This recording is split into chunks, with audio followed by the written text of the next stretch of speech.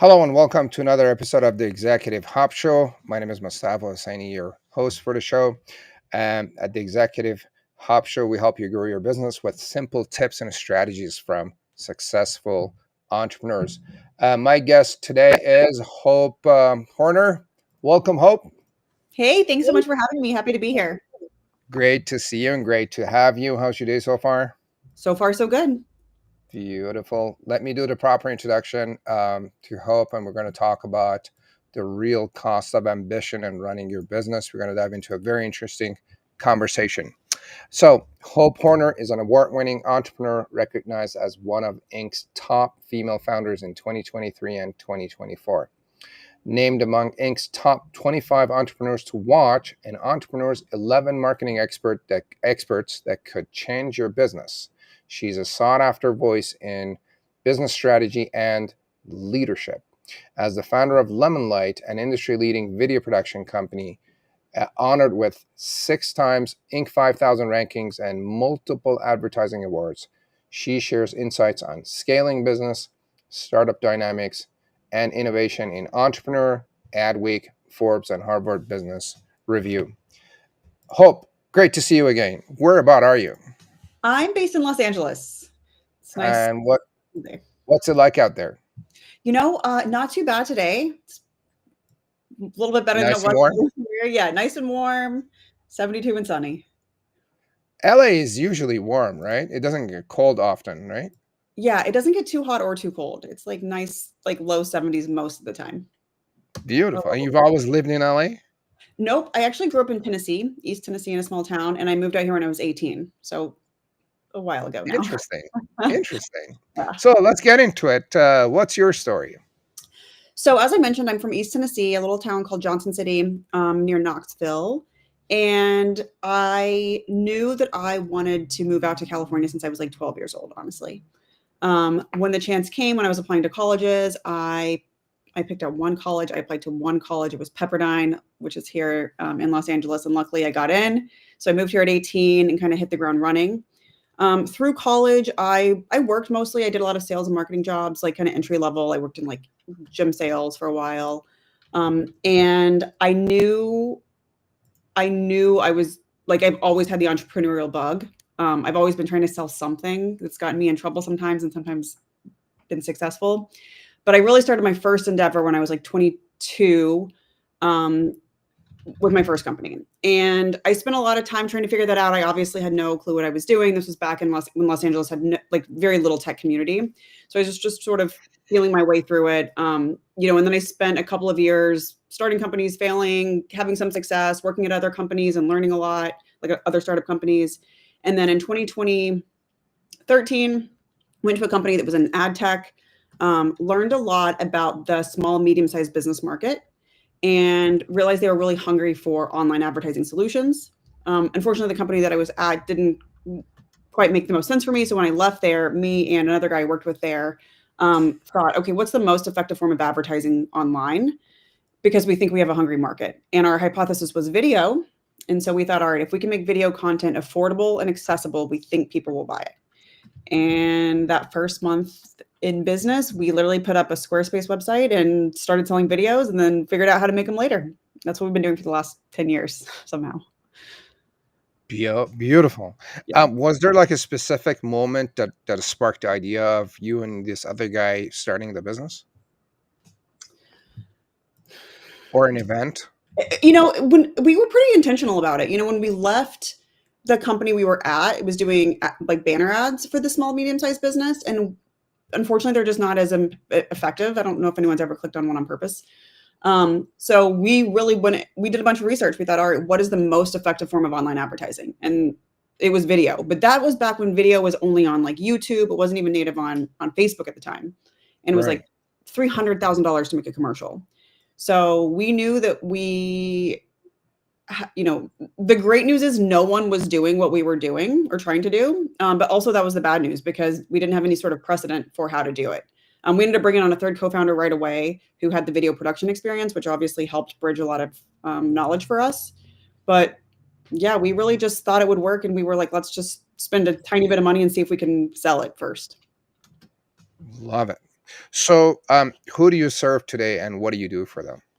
Yes. So, in a nutshell, we make video content, short form digital video content. So, like 6 seconds to 2 minutes for businesses, right? We don't make like wedding videos. We make commercials, we make ads, we make product videos, tutorial videos. And while we still offer products that service the SMB side, like our commercials start at like a couple $1,000s, we primarily work with mid-size and enterprise brands today. We also work with a lot of agencies. So like Amazon advertising is a partner of ours, and we're doing a lot of their content for their prime customers. Fantastic. So, why did you decide to only focus on those short type of videos and not maybe longer type of videos out there? Yeah, that's a great question. So when we first started the company, the truth is we sold a bunch of things. Not only did we sell video content, we were selling like social media, anything that supported video, right? So social media, paid ads, we would make your website. And we did that for a couple of years. And what we realized or long videos, like we would literally sell anything if someone was willing to give us money. And what we realized was we were really good at making short form video content, and we were like average at best in the other things. So in 2017, we made a very, very difficult decision to basically turn off all of those other services overnight. And that was hundreds of thousands of dollars for us. That was really scary. But we knew that we needed to be hyper focused really well if we really wanted to make an impact. And so we did it, and it was scary and it was really hard, but ultimately it definitely was the right decision. Fantastic. Fantastic. I'd love it when people focus and specialize on something and get really good at it. And it It's seems hard to like do it it worked all. for you. It did, luckily. So, what is the? I know. It seems like it's easy for people to guess the problem. Well, what is the problem you solve for the customers? Like, what problem do they have that you help them solve? Yeah. Have you ever tried to make a video for any of your brands or anything? Yes. It's a That's pain. yes. Usually that's what we hear. Yeah. You're stuck making tons of decisions, literally hundreds of decisions from like what you're creating, what type of video, the length, if you need actors, if you need scripts, storyboards, everything from like literally what those people are wearing in the commercial, right? There's so many details that are important because it's a visual medium. And so the problem that we're solving was we make it super easy and super fast. We've built some proprietary technology that allows us to move our customers from beginning to end, literally in hours. For pre-production, we show up on set, we shoot, we have the post-production turnaround in a couple days later, a couple weeks, depending on the size of the project. So the problem that we solve was we make it really easy and really fast and really good. I think it's really about people need high quality content. We make it easy to create a lot of content. Fantastic. Yeah, that's a real problem. I think um, people get stuck with all those questions, especially if like they have to make their own. I know. Let's say if I want to promote my business as a small business, right? Let's say that I want to whip out my phone and record something. Mhm. I think about what do I have to say. First, people are mostly scared about what to say and appearing on camera. Yeah. They don't know what to say, how to say it, and the rest of it. So you guys fixed that problem, and it seems like you figured out a system to make it short and easy and fast for people. Yeah, exactly. It's about streamlining all the decisions and providing the guidance, the expert guidance along the way. Beauty.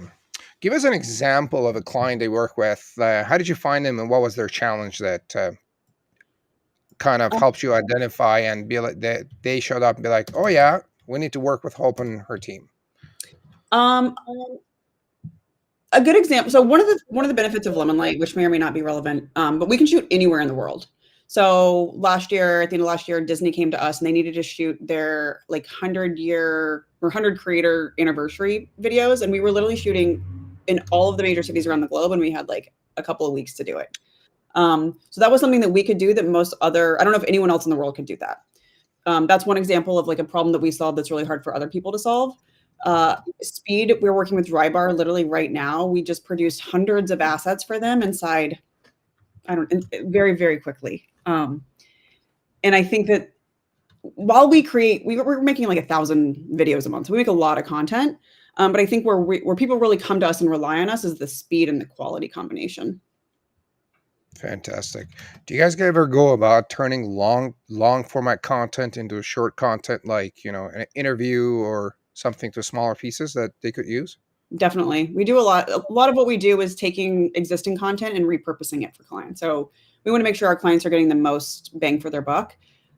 So if you're shooting if you're on set for a full day, you're capturing hours of content. Even if you're boiling that down to a 30-second clip or a minute clip, you have so much extra content. So how can we take that content, put it together in new ways and create additional assets for you guys, for our clients to test or to use for organic social or just in other areas of the business.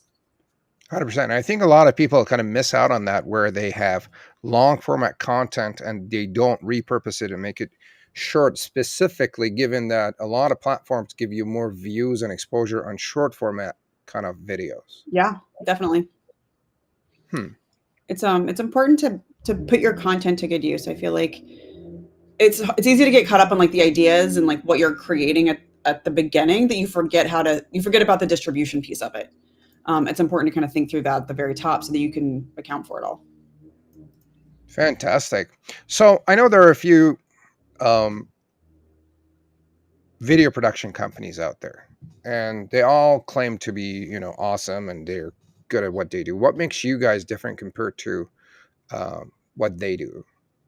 It's a great question. And there are some great ones out there. That's the truth. I think what makes us different is the software that we built that allows us to manage the entire production funnel from beginning to end. So it does all of pre-production extraordinarily fast. So you're able, traditionally you're back and forth on emails, you're back and forth on phone calls, you're scheduling, you're rescheduling, you're reviewing call sheets and doing all of these things in a very manual way. And the system that we built, the software that we built, consolidates all of it and helps our clients move through it really quickly and easily. It's probably one of the biggest benefits, but I would also say it's the network of creators that we work with, right? We have thousands and thousands of highly vetted, highly curated, highly tested creators around the entire globe. We have a very vigorous vetting process, and we can guarantee quality no matter where we go. And I think that's also something that's pretty unique to us. Fantastic. And what you mentioned earlier is your process to shorten the cycle and like pump out like content and finish the whole thing like in a week or two. That's pretty unique. I know people probably take month and month to do a small project. And so did we. We used to be the same way. Technology has just really afforded us new opportunities to do stuff faster and honestly with better quality. So before we started, we talked about some frameworks, and I'm guessing that some of those frameworks probably helped you achieve the reducing the length of production time. Yes. Could you elaborate on maybe how you achieved that? How did you guys go about going from like a month or two or maybe 90 to 120 days to 2 weeks? I believe that most leadership is kind of siloed into one of four areas. People first leaders, process first leaders, performance first leaders, and planning first leaders. I won't get into all of the pros and cons of each because there are great benefits and challenges to each one, but I am a process first leader, which means I believe that most things can be solved with a process, right? If something's broken, it's because the process isn't right or because people aren't following the process or because it's not efficient. So even before we built any technology, we built so much process around the way that we created content, right? It was formulaic. And that is what allows you to scale, right? If you're creating a product or a service, which is even harder, and you're doing it differently every single time, that's really hard to scale. If you can do it pretty much the same way every time, that's a lot easier. And what we did is, every video that comes out looks different. But what goes into them, we believe that there are really 4 kinds of different videos you can make, 4 styles, we call it. And so we built processes around each of the 4 styles. Then every single video that we make goes through one of those 4 styles. And we've just simplified it and democratized it. Did you guys have like a process of maybe mapping out the entire process and figure out how you can shorten the cycle in each step? Oh, yeah. Yeah, I'm a big believer in Atomic Habits. I don't know if you're familiar with his work, but basically, 1% improvements in many, many areas will result in big improvements overall. Huge improvements. And so we focus on that a lot. When we were younger, like as a couple years in the business, we had like entire infrastructure pieces that we needed to build and understand and create from scratch. But at some point, everything is kind of, you've gone from 0 to 1 in a lot of areas, but you still need to get better, right? You can't rest on your laurels. And so that's when you start getting really smart about how to dial in each of those levers. And that's across every part of the organization. And I think that's been a big driver in how we've continued to improve over the years and how we've stayed at the forefront of the industry. Love it. I know every time I map out any of my processes and I find things that I need to remove or eliminate and still deliver the same process or same outcome, it just cheers me up. And I Yeah. feel very smart about it because Yes. I mapped it out and I could see a tangible process. Because usually the service industry, the problem is everything is in our head, everything is in the air, and unless we put it on paper and calculate the time and all the efforts that go into it and eliminating the whole list of things that don't need to be done, then it doesn't get improved in any way. What my favorite word in life probably is intentionality, right? Like Yeah. what you focus on is what gets impacted. And if you leave things to chance, or if you hope things will just get fixed because it sort of should, it usually doesn't work. Like, to be extraordinarily intentional in every aspect of your life, I think, to really make improvements. So let me ask you this question. I don't know if you guys had an issue with this or not, but sometimes agency owners, let's just focus on that, think that if they deliver a service or product in a shorter amount of time, they have to charge less. Well, that just means you're better Because at it. what's that? That just means you're better at it, right? That's right. But then sometimes I've had it where customers where they're like, oh, we could do this in like, a day. Then they're like, why are you charging 10 grand for it if it's done in a day? Did Yeah, you guys ever have to deal with that kind of stuff? definitely, certainly. And I think the introduction of AI has really sort of reintroduced this problem to a lot of folks. So there's a couple of different ways. There's two ways with which I think about it. So number one, I think about something Jeff Bezos said a long time ago, which he said, most companies are either in the business to charge their clients as little as possible or the most amount as possible, right? You got to kind of figure out which camp you're in. I think you can't do both. Like, that part is clear. And you have to understand which one is right for your business model. And look, obviously Amazon's been very successful, but there are plenty of other companies who have taken the other route and been very successful also. The next thing I think about is the triangle, right? The golden triangle, where you have quality, speed, and price. And no matter what, you have to deliver at least two of those, right? So if you're delivering extraordinarily high quality and extraordinarily great speeds, you should be able to charge a little bit more, or at least be competitive in your pricing, because you're able to do things that other people aren't. That's kind of how we think about it. I think it's important to stay competitive, though. Like, if you outprice your market, with time, you will go out of business, right? Because there will be new entrants that are able to do with technology, especially the speed of which technology is moving. There will be new people that enter your market that are equally as good, if not better than you. And if you are charging more, you will eventually lose. So you have to be flexible and you have to be smart. Fantastic. Love it. One time I told one of my customers we could do this like in 2 days. And he's like, oh, the other guy said it takes like 2 months. And I said, I can stretch this out for you if it makes you happier. But, it takes a day or two. Yeah. Anyway, speaking of technology and AI, how has it impacted your business? In a lot of ways. I think the way that we've harnessed it is by using it to power workflows, which I think you're seeing in a lot of industries right now, right? You're starting to see it come out, like the creative pieces are starting to be introduced or harnessed in some areas. But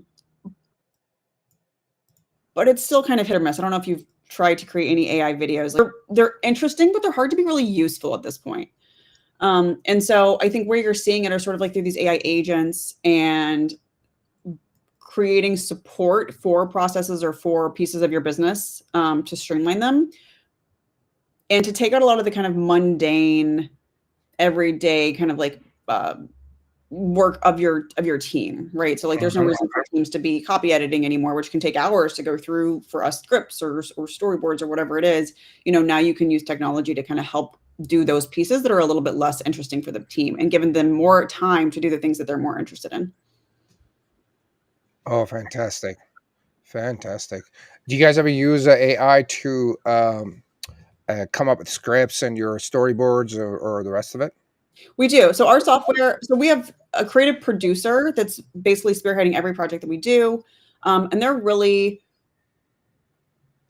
driving the creative piece of it, but they're using the software that we built uses AI to help kind of bring it all to life, right? So they're inputting the concept, then the AI will help create the storyboard around that concept, or take the storyboard that they maybe created and say, okay, great, based off of the storyboard, here's the shot list that I see, and we can edit it from there. So it's a lot of, again, it's a lot of like kind of doing the first layer of work and then getting human insight on top of it to add the layer of creativity and the layer of oversight that's needed. Fantastic. Do you guys ever use in your production the type of AI where you would upload a person's video and then have them create other types of video for, you know what I mean? I don't know what it's called, but like there's my video Mhm. that I have the first video and I talk about something, and then I think there's a AI that could change it so it's the same scene, but I say a different thing with my Got voice. it. Right. So we don't do that directly. Okay. Yeah. Okay. We work Got it. with some partners who sometimes do that, but we actually have clients who are creating software to do that we're filming for, but we don't do that directly. Got it. Okay. So before we started, we talked about a framework that you use to promote your team members. Yes.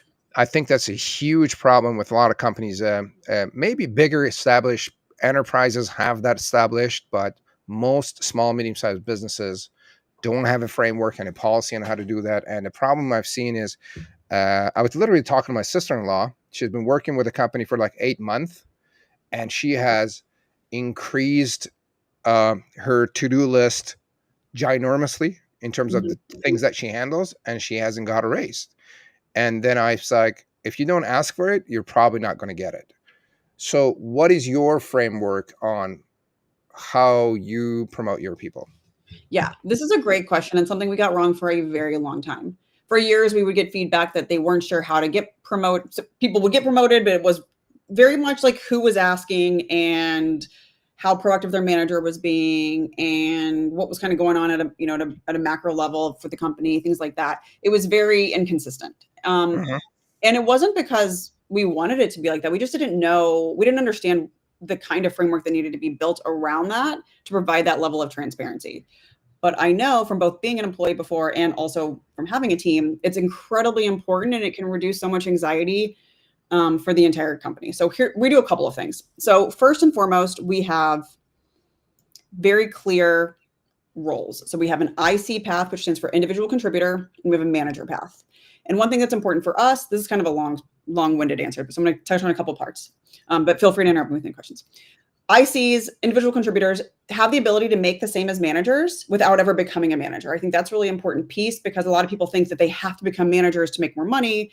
But really, if you are a level, what we call like a level 8 individual contributors, like a senior level individual contributor, a senior editor, for example, or a lead editor, you can make the same as a manager without having to manage people, right? And the reason that's really important is because you want to be able to retain great talent and make sure that they're getting rewarded for their work. Plus, not everybody wants to be managers, nor should everyone be managers. So that was the first thing that was like one of the first things that we understood was like, okay, we need paths, parallel paths, so that people can move up in the company without having to manage other people. Because also, at some point, we can't just have all managers because there's no one. We run out of people to manage. And then we use leveling, right? So we have like an L4 to like an L12. So L12 is a C-level role. L4 is literally an intern. And then there's levels all the way up. Every level for every role or every department has a salary band. So like, for a production role and like an L6 role might be like 80 to 120,000. I can't even remember anymore, but some band within that. So people understand, okay, this is the least I will make at this role. This is the most I will make. And if I want to make more than this amount, I have to move up, right? So I have to get a title promotion to make more than what I'm making. Great. So, give me a couple of examples of specific things, maybe for a role that people need to do inside your company to qualify for the pay grade increase or the level Yes. change. So the next thing we have are what's called career matrices. So every role has a career matrices. So I'm going to use producer for an example. So producer, you can be an associate producer, you can be a producer, you can be a senior producer, you can be a lead producer. which we call executive producer also. And then it breaks down we basically have said, okay, to be a great producer, these are the soft skills that you need. These are the kind of the hard skills that you need, right? So those are on the left. I think it's gonna be over here for you guys. Those are on the left-hand column, right? So it could be like cool under pressure, right? That's a soft skill. Like a lot's going on in a producer role. You have to problem solve quickly. That's a soft skill. And then for every single level, right, from associate producer to senior producer, you have what the expectation is within that level, right? For every single piece. I can also provide an example later. But Sure. what happens is you start being able to visualize, okay, in order for me to be able to move to this next tier, this is what I need to be able to do. And some things are a little bit more vague, like cool under pressure is going to be it's a soft skill, so it's going to be a little bit more vague. At a senior level, you're going to be able to handle that autonomously, and at a junior level, you're going to always need someone else to help you, right? I feel like a lot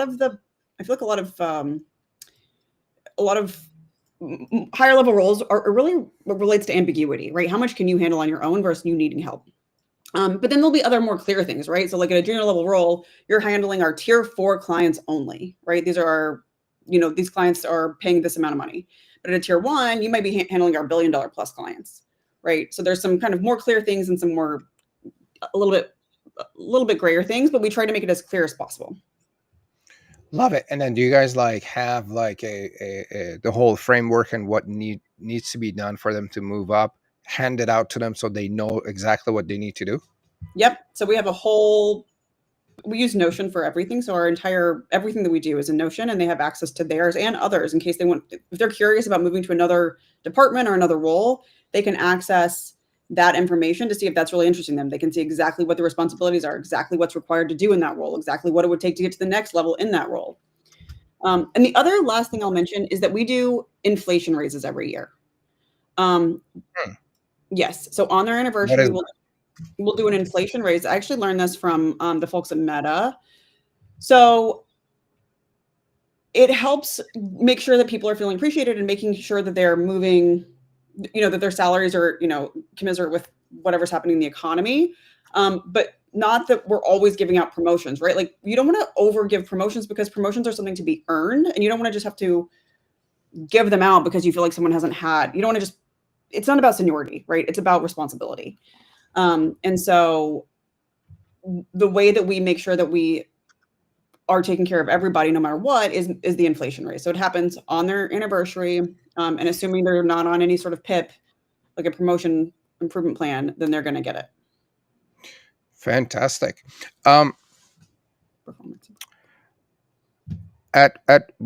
First of all, first question is, did that help you reduce company politics and backstabbing in your team? Yes. Because the clarity just help people just know what they need to do, right? It's black and white. And then during performance reviews, which we do quarterly, the manager pulls up, there's different pieces of it, KPIs and other pieces, but they can pull out the matrices and say, look, you're an L5 right now, and like you're performing an L5 in these 3 categories, and an L6, which is where you want to get in this one category, and an L4 in this other category. So like this is the area you specifically need to work on in order to get moved up or whatever. That's beautiful. So Hope, at what point and what size was your company when you realized you need to develop a system and a framework for this? God, when I realized it or when I did it? When did you realize it, and how? Well, when did you do it? Like at what? How big is your team right now? Around 100 people. Okay, and how many people did you have when you're like, I need to really figure out a system because this is just getting too much? We started hearing complaints when we were around like 40 people. Okay. I think that we started to try and find solutions when we were like 60-ish. And then it took us some time to really refine it and kind of dial it in. I feel like the system that we have today, we've had for a couple of years now, but it took us a long time to get it to where it is today. And at one point, did it take? A lot bigger. How long did it take to develop the system?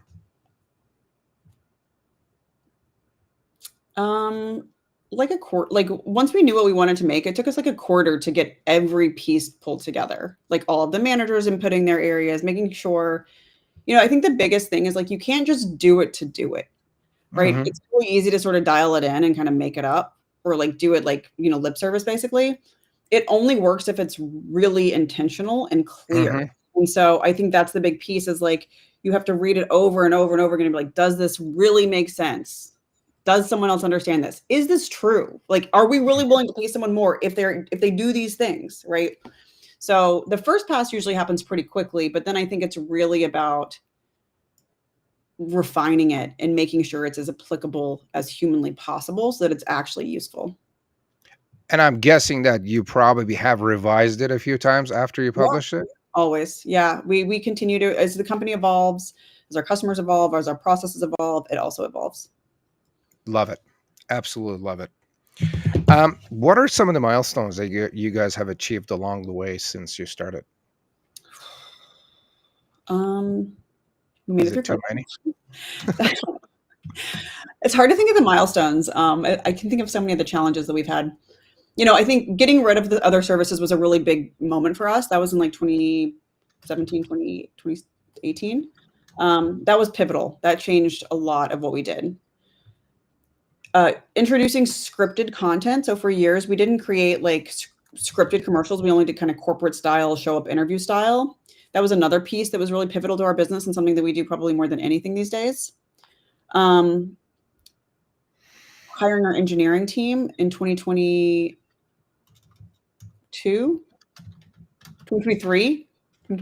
Sorry, all the years are kind of blurring together now. So at the end of 23, we knew that we needed to build out some proprietary technology to really kind of scale our business even further. And so we intentionally hired an engineering team that had AI experience, that had a lot of background doing what we're trying to do to build out that software product, which has been pivotal for the company. And then last year we celebrated 10 years in business, which is crazy. But that was a big milestone for us too. Fantastic. Yeah. How was it? What was it like to be on the Inc. list 6 times or so? I guess. Yeah. 6 times on that one. The first time is really exciting.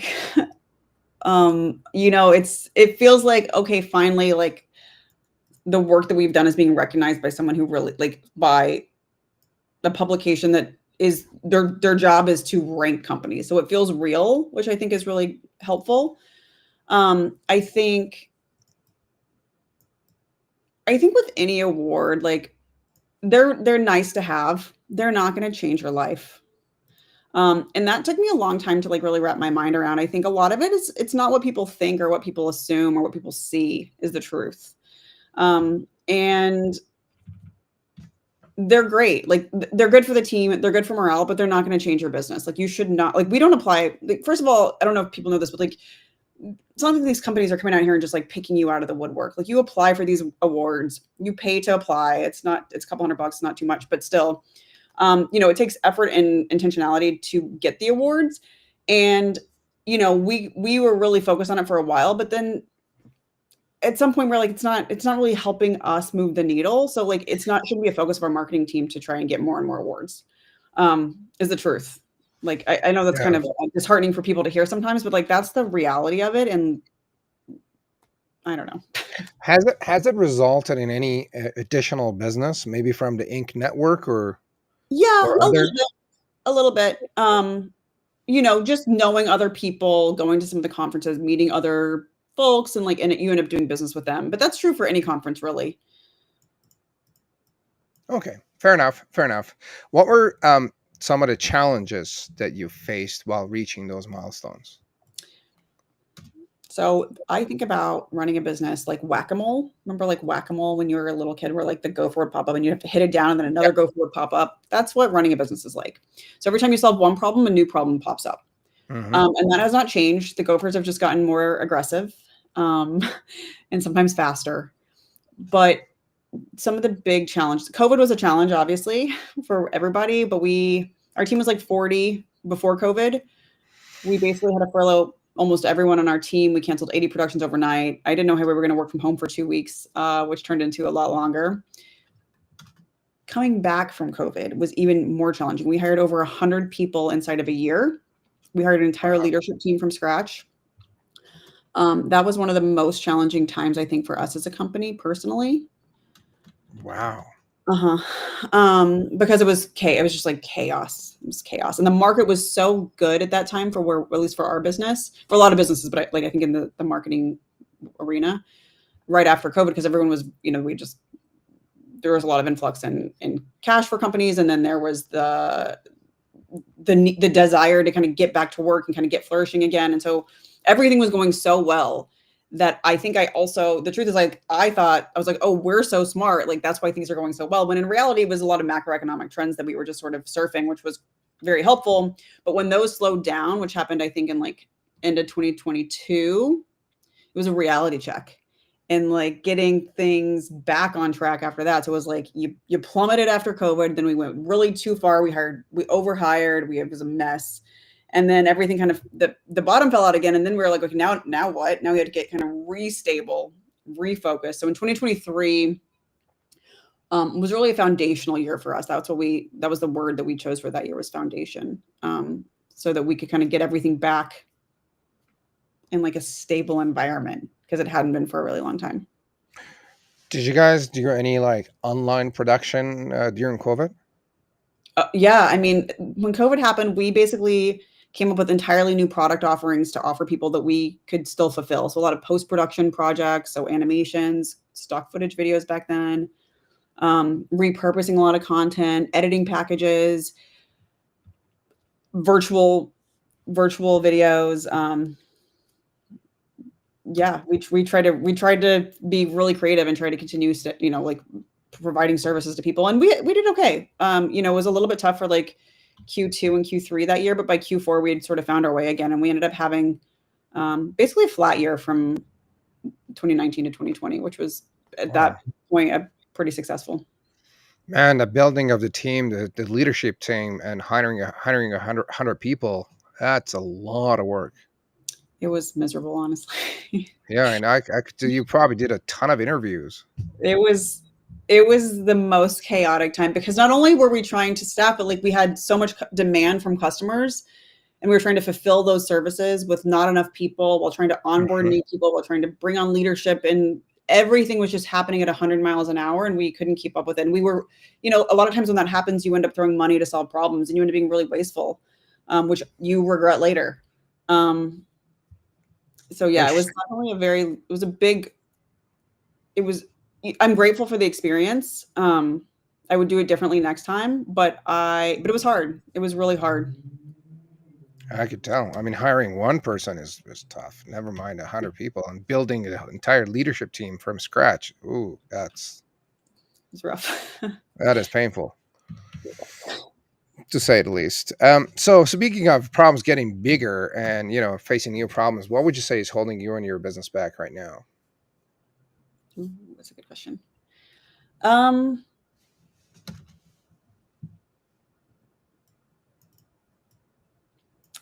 trying to think if I want to be like really specifically. I'll be really granular first, and I'll talk bigger picture. Really specifically, the way that some of the marketing changes in the last year and a half have shaped the landscape of how we connect with prospective customers. Not only us, I know this is like universally true for a lot of companies. So like specifically like the way emails are delivered, the way that AI is being incorporated and impacting the deliverability, and the way that we're connecting with prospective customers has been challenging. I sort of liken it to probably like back in the day, cold calling used to work really well. And then like at some point there was a juncture where like that stopped working, and like people had to find new ways, which became a lot of online solutions, right? Whether it's inbound marketing, outbound marketing. And we've seen some pretty impactful shifts like that I would liken to that, like that level of change that we had to sort of go back to the drawing board and figure out how to do things all over again. And so like last Q2 of 2024, a lot of changes happened, like not in our business, but like externally, that impacted our business, that we had to solve very fast. And so I would say that was a big one. That's something we're still solving today. I don't think it'll ever go back to the way that it is. Like we used to get thousands of meetings a month from inbound interest, and now Thousands of meetings for our sales team. Yeah. Wow. And now it's just way different.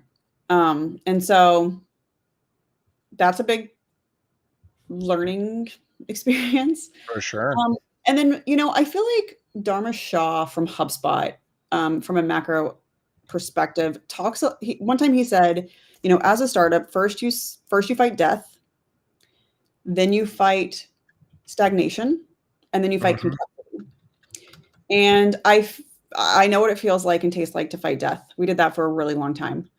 And stagnation is next. And complexity, like we're solving some complex problems, but stagnation is kind of, I think, the big piece that we've been in for like a year or two. So you start hitting walls, right? Like once you get to a certain level in revenue, it's like it's a Doesn't lot. go any further. Yeah, like it's hard to double. Like we doubled our revenue every year for like 8 years, right? Which is great. But at some point, like that becomes harder and harder. And so, how do you fight stagnation? How do you come up with new, interesting products, new ways to service your market, stay relevant? I feel like one of the biggest challenges for any company is to make sure that you don't get comfortable. David Goggins wrote a book called Never Finished, and I think about that book a lot for different reasons. But you have to have that kind of perspective, I think, for your company. You have to think about, like you're never finished. You're never done. If you want to stay relevant, you have to keep pushing and keep fighting for something newer and better and more interesting to be relevant and to stay in the game. Absolutely. Wow. Amazing, amazing. And it seems like, sometimes people think that when you reach a certain point in your business and you get so big and some of the problems disappear, you know, but then once some, people like you show up and they're like, no, no, no, no, it's it gets bigger or more complex or. I think about when I see these like giant tech moguls, right? Bezos, Zuckerberg, Mhm. in front of Congress, like fighting for their businesses, it reminds me that it's like your problems don't go away, they just get bigger and different. And you have more resources to solve them for sure. But I think you cannot, if you want to run a business, like you cannot be of the mindset that like the problems are going to go away. Like they're not, at least in my experience. So you just have to get better at solving them and getting more comfortable with them. I think that was the other big piece. For a long time, I was like, why do I have, like, I feel like things are so good. I felt so bogged down by the problems that I was personally solving every day, until one day I realized, like, of course this is my life, because I'm getting presented the most complex problems in the entire organization because no one else can solve them, right? That's the role of the CEO. And so once I had that perspective shift, it made things a lot better for me, because I was like, oh, it's not that things are bad. It's just that I am the person who solves the hardest parts. And it's not that all of the parts are hard. So that was a big perspective shift for me too. Fantastic. Speaking of your role, what do you enjoy the most as the CEO or founder of the company? You know, I love watching so many pieces come together, move in the same direction, and then have an outcome. I feel like it sounds so simple, but it takes effort and intentionality every single time to make one commercial, right? And we're making thousands or hundreds and thousands at a time. And I feel like that feels good. Whether we put together a machine that can be so effective and delight so many customers and make our customers more effective in their own businesses. I think that's what's really important. And then also the team. I feel like I'm obviously very biased about the people we work with, but they're so delightful to work with, and I love that I get to work alongside them every day. Fantastic. That's amazing. Hope, if you could give yourself a piece of advice to your younger self when you started your business, what would it be? Um, I'm trying to think of something that's not incredibly cliche that we all hear. It's about, there's a book called The Hard Thing About Hard Things, and I wish I had read it Mhm. a lot earlier. That's one small piece of advice that changed my life that I wish I had known sooner. Um, and also surrounding yourself with other Sorry, people sorry. What was that piece of advice? to read the book, The Hard Thing About Hard Things. Okay. And then to surround yourself with other people who are in the trenches, right? Like it is so easy to get caught up in looking at all the shine. I mean, I know we all know this, and this is true of everywhere, but like to look at your peers and see how successful they're being. Or, I went through a phase where I couldn't even look at business magazines because I was like tormented by the fact that I wasn't in them. And like that's so crazy. I feel like we all have our own journeys and experiences, and we have to learn to appreciate them and understand that like it's never going to be like you have to choose to find fulfillment in it. It's never just going to naturally feel that way. I feel like if you're a really ambitious person. Beautiful. Beautiful. Speaking of books, give me two of your favorite books that have made a big impact on your life or business. Yeah, I'm an avid reader. So the hard thing about Hard Things by Ben Horowitz is probably one of my favorites. I read it whenever things are going really hard. I like Amp It Up by Frank Slootman. I know that's one that I don't hear as many people talk about. I really like, if for any like agency owners out there that are thinking about tech, Lost and Founder by Rand Fishkin is also really insightful. Um, Lost and Founder. mhm. um, and then some of the greats, like I love Brene Brown, David Goggins. There's parts of his story that are so inspirational and so motivating. Um, yeah, I mean, there's so many great ones. Reading is such an Fantastic. important part. I feel like you can get so much insight from reading that you can shortcut so many things. So speaking of, you talk about Hard Thing. I've read that book. It's a great book. You learn quite a bit from it. What's one piece of advice from the Hard Thing that made an impact for you, and you were like, "Oh my God, this was the missing piece. I wish I read this sooner."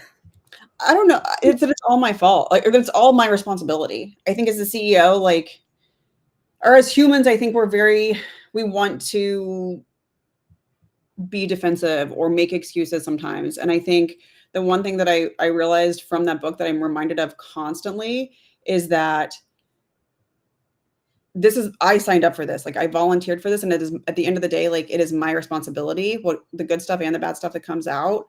And like I can't skirt it. I can't like I have to it's 100% ownership is what I feel like I learned from that book more than anything. Owning the problems and your role, I guess, right? Yeah. Fantastic.